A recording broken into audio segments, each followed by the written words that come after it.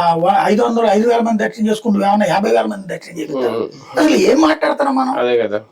అలాగే నెయ్యి 550 రూపాయలు వస్తుందని 650 రూపాయలు పెట్టి ఆన్ పేపర్, ఇక ఎంతకంటే తక్కువ రావాలి 450 లెక్క ప్రకారం. ఎందుకంటే వీళ్ళు అమ్మేటటువంటి నెయ్యి అయితే స్టాల్స్ లో అమ్మేటటువంటి నెయ్యికి ఇవి ఉంటాయి, డబ్బా గిబ్బా పార్సిల్ ఇవ్వాలి. దీనికి అది అక్కర్లేదు కదా, ట్యాంకర్ వచ్చేసింది. కనీసం 500కి ఇవ్వచ్చు. దాన్ని తీసుకొచ్చి 650 ఎందుకు ఇస్తావు? ఇంకా దేవుడికి నువ్వు చేసిన మేలేంటి? బేసిక్ గా భక్తుడికి నువ్వు చేసిన మేలేంది? ఈయన వచ్చాక చేసిన దాంట్లో ఒక మంచి పని అలా అన్నదానంలో వడబెట్టారు, అది అది మెచ్చుకోవాలి.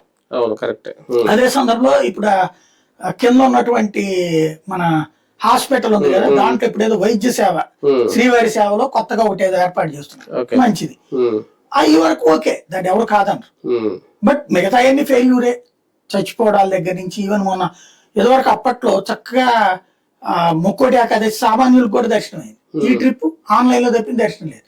అయినా టైం కూడా ఇంకా ఆల్మోస్ట్ 1.5 year అయిపోయినట్టుందిగా అసలు లెక్క ప్రకారం లాస్ట్ టైం ఎక్స్టెండ్ చేసుకెళ్ళారు. అదే అలా 2 years చేశారు కంటిన్యూగా. ఈ 2 years చూసుకున్నా ఇంకా అయిపోయింది, ఇంకొక 6 నెలలు ఉంటదేమో మహా అయితే. మెయిన్ ఏంటంటే మనిషి మంచోడే, పార్టీకి విధేయుడు, బానే ఉంది, కానీ ఇక్కడ తొందరపడ్డాడు. మేబీ జాగ్రత్తగా చెక్ చేసుకోవాల్సి. అంటే ఈ పదవిలో